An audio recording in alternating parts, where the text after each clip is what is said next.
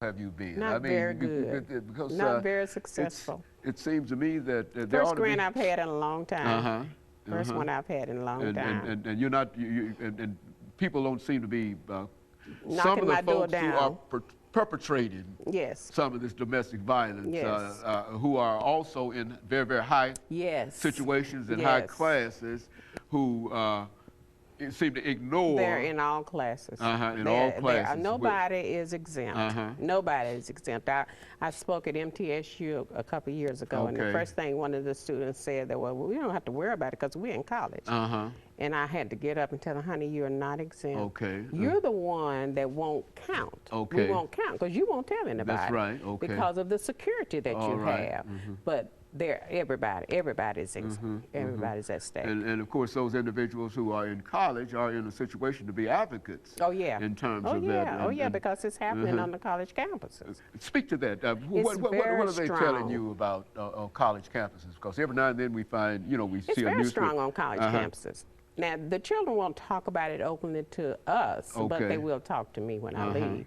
But it's very high. And these are all generally unmarried individuals who have girlfriends or boyfriends or whatever, and they get into kind of. Domestic violence starts in the age 10. Okay, speak to that. I didn't know. Little boys start beating on little girls at that age, and the children in high school are dealing with it. See, they think because he calls you 24 hours a day or every day and wants to know where you are, that he loves you. But no, he's possessing you. Trying to keep track of you. He's trying to keep track of you. So the little girls don't know. They need to be taught what's possessive and what's not possessive behavior, because it can lead to a form of possession. Well, now, do you think that because since it's such a problem in all age categories and all economic categories, do you think that the school system, metropolitan school system, perhaps they do have some kind of program dealing with domestic violence that they could introduce? They don't have those kind of. As far as I know, they don't. As far as I know, they don't. It seems to me that would be the place. It would be one. That would be one of the places that people could start if we want to talk about if we are sincere in breaking the cycle. That's right. You need to start in the classroom, and you need to start in the young classroom, because see, we all want to go to the ages of 10. All right. By the time those little boys get to 10 years old, they already have their habits formed. They do. So if you don't catch them at 3, then you're going to have a 10-year-old picking up a gun. I know that I've got a granddaughter who's 5 years old and who's in kindergarten now. She knows right from wrong. Right, and she tells us about some of the young men that are there that are doing the kind of things that you would never expect a 5-year-old in kindergarten child to be doing. Touching them inappropriately and saying things and slapping them around. And see, when you tell people that, they look, oh, that's not happening. Yes, it is happening. But I'm finding out from her experiences, because she comes home every day and talks about that. It's and real she talks life. about it all the time, too, as if it's... She's right. And see, those kids started this behavior at the age of 3. Okay, and so by the time they get to kindergarten... They thought it was cute. That's you right. know, we all think our children are cute. I thought mine was cute. But by the time they get to 5, 6, and 7 years old, and then later on they get into... It's too late. Yeah, it's a real problem. It's a problem then. It's a problem. And then everybody's got to take notice. Very good.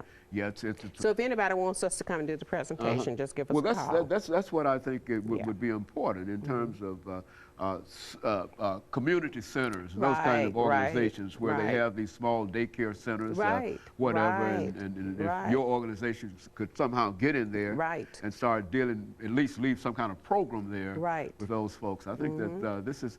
But would you say in a real sense that there's no real interest in dealing with domestic violence? Is that? I don't think there is an interest. I really don't. But we've been successful with the project. We've done it twice at TSU, but the TSU was interested, and you know, these are young adults, so a lot of them don't have children. Some of them did have children. So, and we've gotten a good response from the ones that we did. We haven't done it to the parents yet, so to speak.